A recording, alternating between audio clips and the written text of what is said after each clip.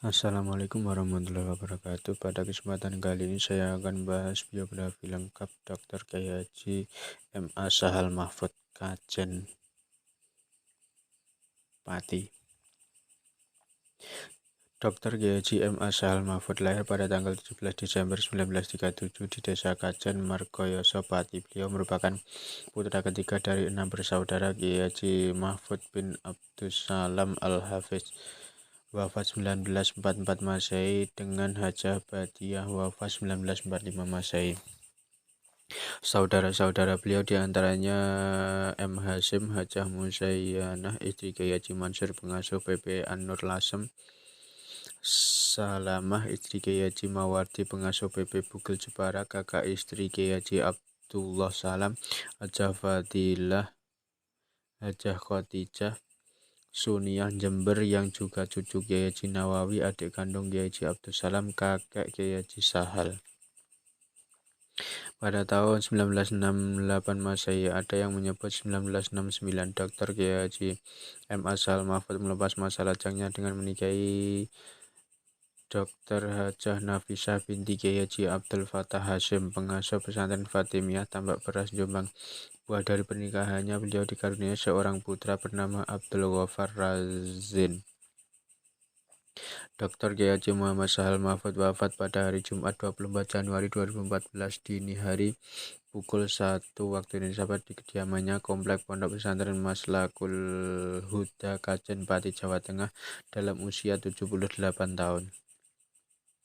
Sejak kecil Dr.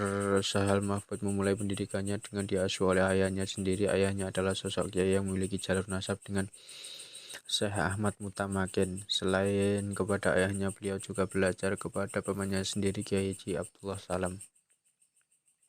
Kiai Haji Abdullah Salam adalah sosok guru yang tidak pernah mendikte Kiai Sahal. Beliau diberi kebebasan dalam menuntut ilmu dimanapun. Tujuannya agar Kiai Sahal bertanggung jawab pada pilihannya. Apalagi dalam menuntut ilmu, Kiai Sahal menentukan adanya target. Hal inilah yang menjadi kunci kesuksesan beliau dalam belajar. Setelah selesai, beliau melanjutkan pendidikannya dengan belajar di Madrasah Ibtidaiyah 1943-1949, Madrasah Sanawiyah 1950-1953, Perguruan Islam Mataliaul Falah Kajen Pati. Setelah beberapa tahun belajar di lingkungannya sendiri, beliau nyantri ke pesantren Bendopari, Kediri, Jawa Timur di bawah asuhan Kiai Muhajir.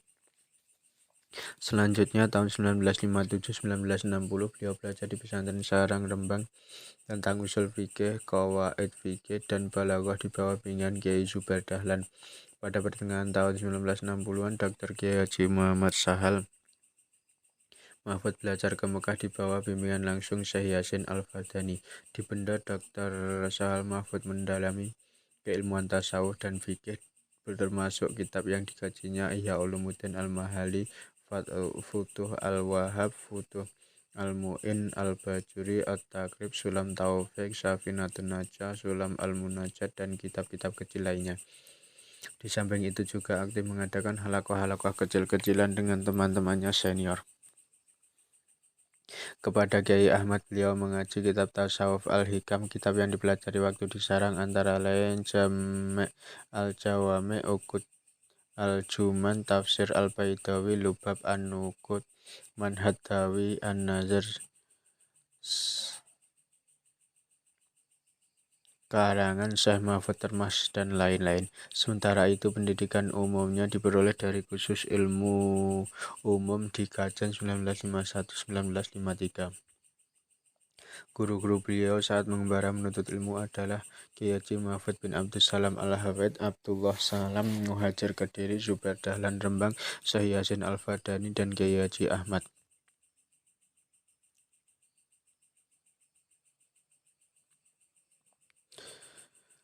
Dr. Sahal Mahfud adalah pengasuh pesantren Maslakul Huda Putra sejak tahun 1963.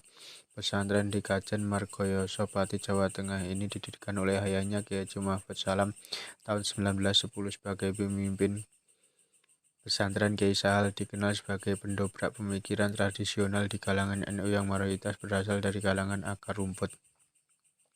Sikap demokratisnya menonjol dan dia mendorong kemandirian dengan memajukan kehidupan masyarakat di sekitar pesantrennya melalui pengembaraan pendidikan, ekonomi, dan kesehatan.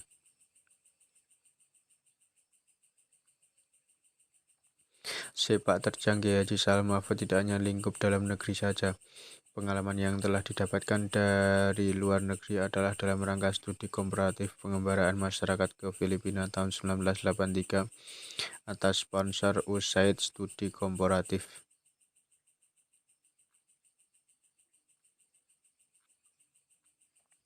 Wallahu a'lam bishawab. Semoga bermanfaat. Assalamualaikum warahmatullahi wabarakatuh.